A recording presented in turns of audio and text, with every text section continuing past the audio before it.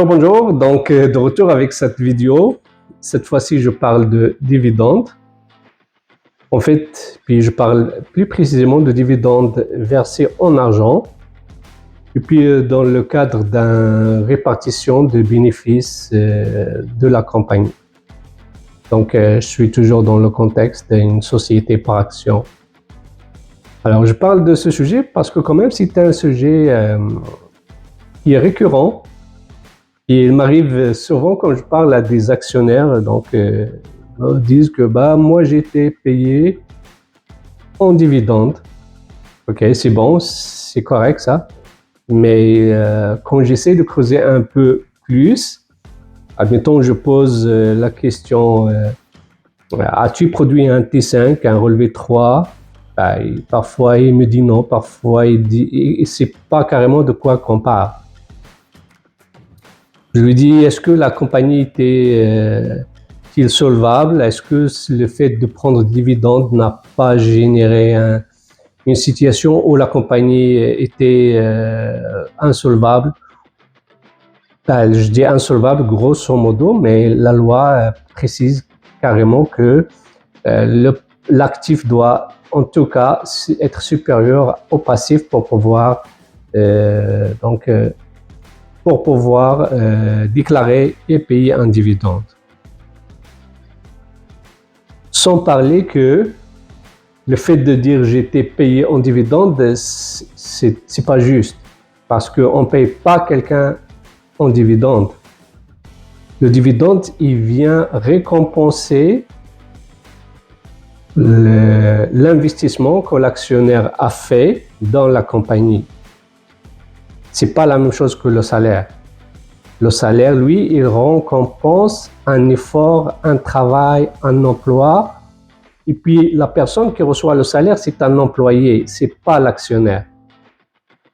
Alors, grosso modo, donc, on va voir un peu, grosso modo, les erreurs à éviter. Puis, sinon, la bonne marche à suivre pour déclarer un dividende et payer le dividende, parce que c'est deux opérations différentes. Et puis aussi, comment techniquement, pratiquement, comment remplir un T5 et remplir un relevé 3.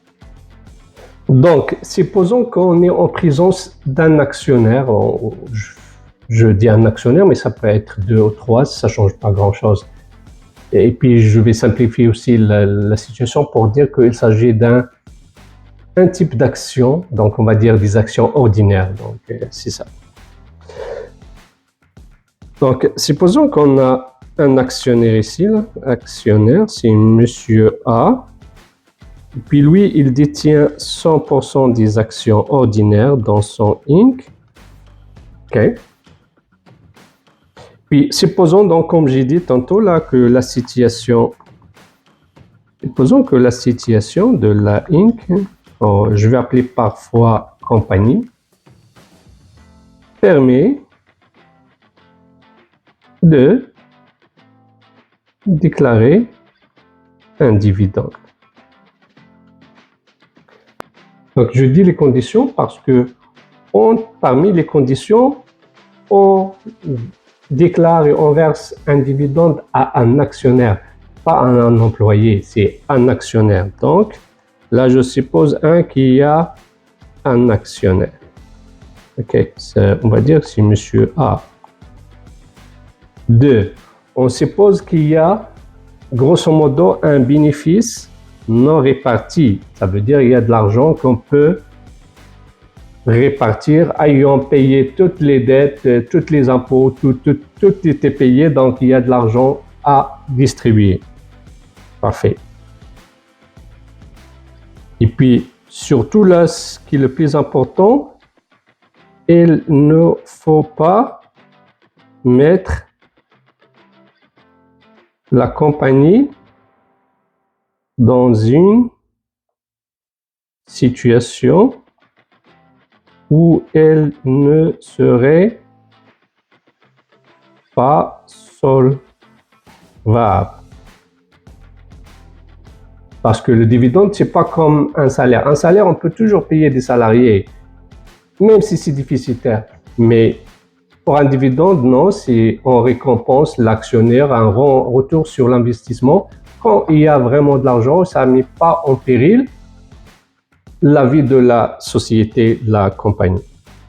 Puis tantôt, je vais parler de l'actionnaire et puis de l'administrateur. Parce que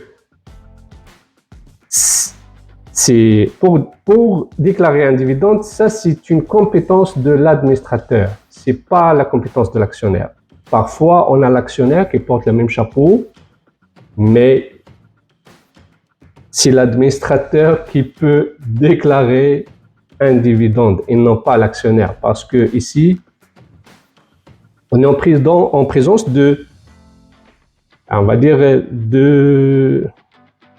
deux intérêts divergents. Il y a l'intérêt de l'actionnaire qui, lui, il aimerait revoir un remboursement sur son investissement. Puis il y a l'admin qui, lui, il va veiller, comme on dit, en tant que bon père de famille sur les biens et la gestion de la compagnie. Alors, c'est deux choses. Mais parfois, là, on a l'actionnaire qui porte le chapeau de l'administrateur, du gestionnaire. Et là, ça peut poser un problème. Alors, les démarches à suivre pour produire après, donc on a vérifié toutes les conditions. Les démarches à suivre sont, donc là, on commence un par, il faut déclarer le dividende et il faut le mettre dans le bilan de fin d'année pour la compagnie. Donc là, il y a une place dans le passif où on va dire dividende à payer. Là, à payer à l'actionnaire, bien sûr. Et là, on le déclare. Ensuite, entre déclarer et payer, il peut y avoir un certain délai. Okay? Et là, je vais faire un exemple un peu, je dirais plus croche. C'est pour faire montrer l'effet du temps qui se déroule entre la déclaration du dividende et le paiement du dividende. Supposons qu'on a déclaré un dividende, on va dire en 30 novembre 2024. OK. Mais le paiement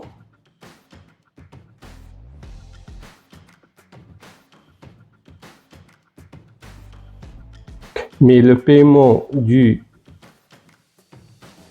dividende a été fait, on va dire, le 15 janvier 2025. Donc là, on voit ici tout de suite que la déclaration en 2024 et puis le fait qu'on a vraiment payé, puis l'actionnaire a reçu son dividende en 2025. Et ici, sur la compagnie, il n'y a pas de conséquences, mais pour l'actionnaire qui reçoit le dividende, oui. Alors, lui, là, le fait qu'il a reçu son dividende ici, donc là, il doit l'inclure dans son revenu, donc son revenu de bien, son revenu dans l'année 2025. Même si le dividende a été déclaré en 2024, alors c'est la date où l'actionnaire reçoit le dividende qui prime. Donc ça, c'est une chose. Ensuite, pour la compagnie, le fait qu'elle paye un dividende à l'actionnaire, donc la compagnie doit émettre un T5 au fédéral et un relevé 3 au Québec. Tantôt, je vais vous montrer pour les gens qui ne savent pas comment remplir un T5 ou un relevé 3. Ici, je vais me permettre d'ouvrir Je vais vous permettre d'ouvrir une parenthèse. Alors, pour les gens qui veulent pas, là, vous pouvez passer ça, mais c'est pas vraiment pertinent pour les dividendes, mais c'est très intéressant de comprendre c'est qui va déclarer, puis c'est qui a intérêt à recevoir les dividendes. Okay, alors, donc ici, on a un monsieur A qui est l'actionnaire d'une Inc. Là, il a 100%. Okay. Et puis ici, il agit en tant qu'actionnaire. Lui, il a investi dans la compagnie. Mais dans la compagnie, on va le mettre avec une autre couleur, là. Ça prend quelqu'un qui gère la compagnie. Ça, on l'appelle l'admin, ok? Administrateur. Ben, ici, ça peut être monsieur A ou ça peut être un monsieur B ou une madame B. Ok, on va dire ici, c'est madame B. Ben, c'est elle qui est l'admin.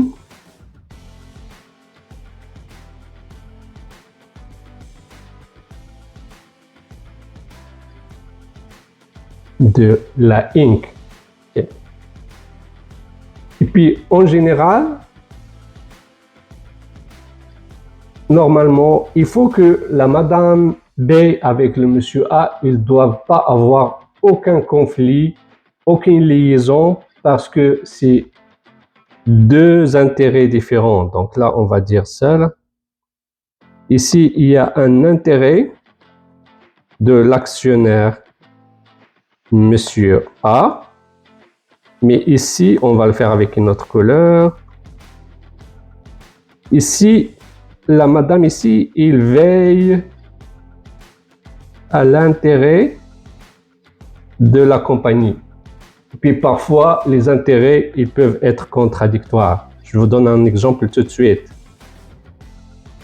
Les intérêts, parfois, l'actionnaire aimerait avoir des dividendes, mais la situation de la compagnie ne permet pas, ce qui fait que si Madame B qui décide si on verse des dividendes ou non.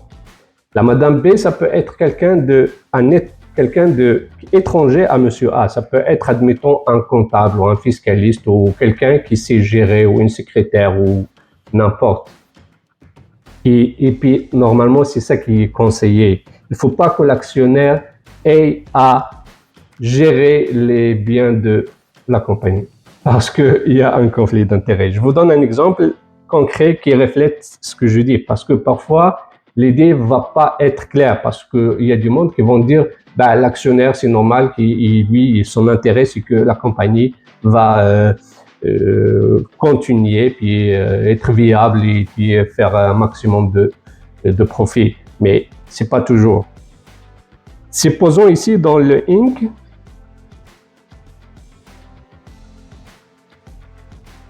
Ça va, un exemple concret. Supposons que dans le Inc. on a une auto, ok.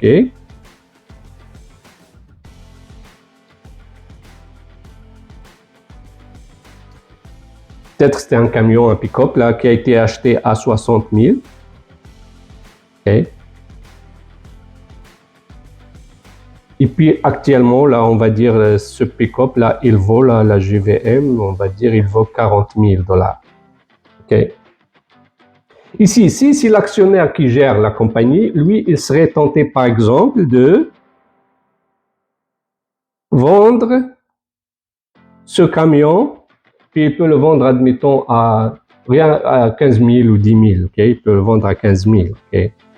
Donc, c'est très inférieur à la valeur du marché qui est 40 000. OK. Là, il y a un abus. OK, l'actionnaire est abus. Mais lorsque c'est Madame B qui est l'administratrice, elle ne va pas accepter ça, là. OK, on va le mettre avec une couleur rouge. La madame, l'admin, là, il va refuser cette transaction. Pourquoi? Parce que cette transaction est en train d'appauvrir la compagnie mais il est en train d'enrichir l'actionnaire, ok? Alors, c'est ça. Donc là, l'actionnaire ici, là, Monsieur A, il va acheter un bien à moins que la valeur du bien. Mais la compagnie, il va vendre un bien à moins que sa valeur. Donc, la compagnie va s'appauvrir, va perdre de l'argent. Mais le monsieur, l'actionnaire, il va gagner de l'argent. Alors, je ferme la parenthèse. C'est juste pour vous montrer que, en général, on n'a pas intérêt que l'actionnaire qui est celui qui va gérer la compagnie.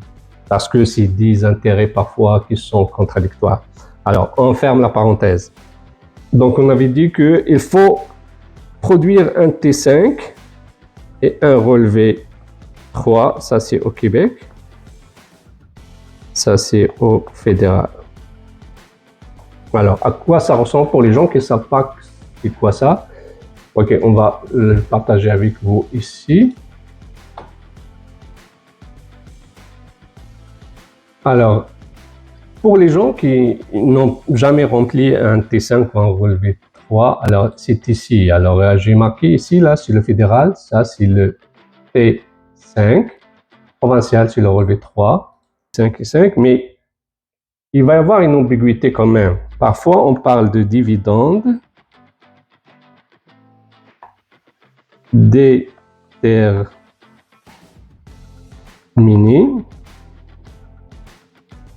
et de dividendes non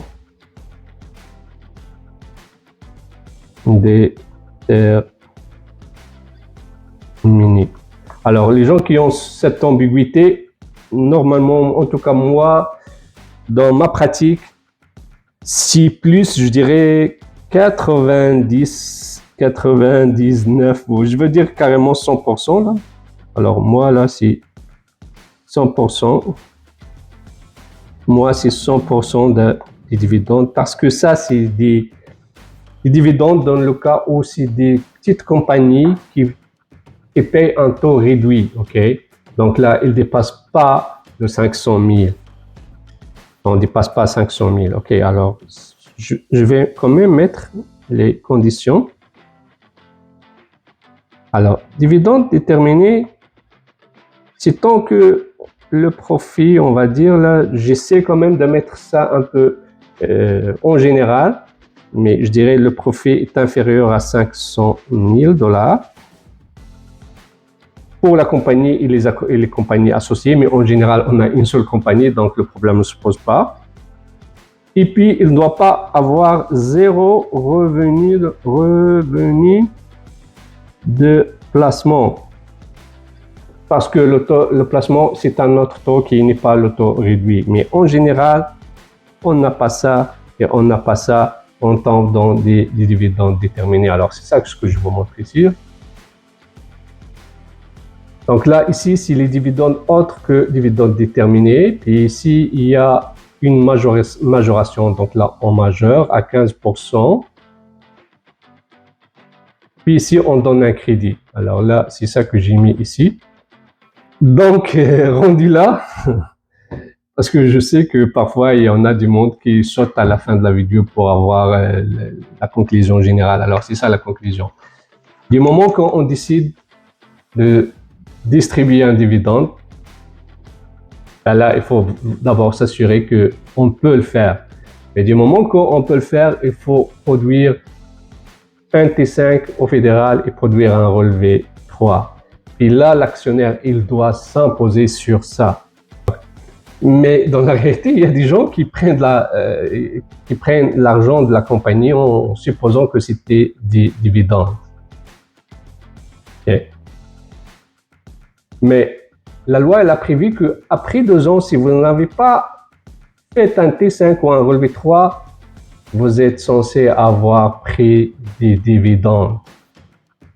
Donc, il faut s'imposer l'année A-2. Admettons, vous avez pris de l'argent en 2023, puis vous ne les avez pas remboursés en 2024, vous ne les avez pas remboursés, vous les avez pas remboursés en 2023 et 2024.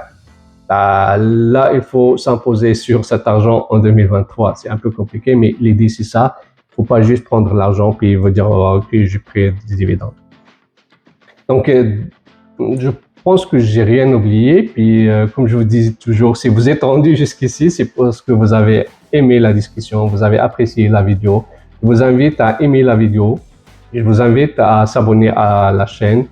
Puis, si vous avez des commentaires ou des suggestions, donc vos suggestions, vos remarques et vos corrections sont les bienvenues. Alors, c'est très apprécié toujours. J'apprécie vos commentaires, puis aussi vos contacts directement, soit sur mon courriel, soit sur mon téléphone. C'est très apprécié. Alors, je vous remercie beaucoup d'avoir suivi cette vidéo. Puis aussi, n'oubliez pas, là, à chaque fois, je mets un quiz à la fin. Ça permet, en tout cas, moi, ça me permet de se rattraper si jamais j'ai oublié des informations, je les mets dans le quiz. Mais pour les gens qui veulent s'amuser, c'est un quiz amusant, mais qui permet de valider les informations. Alors, je vous dis merci beaucoup, puis à une prochaine. Bye bye.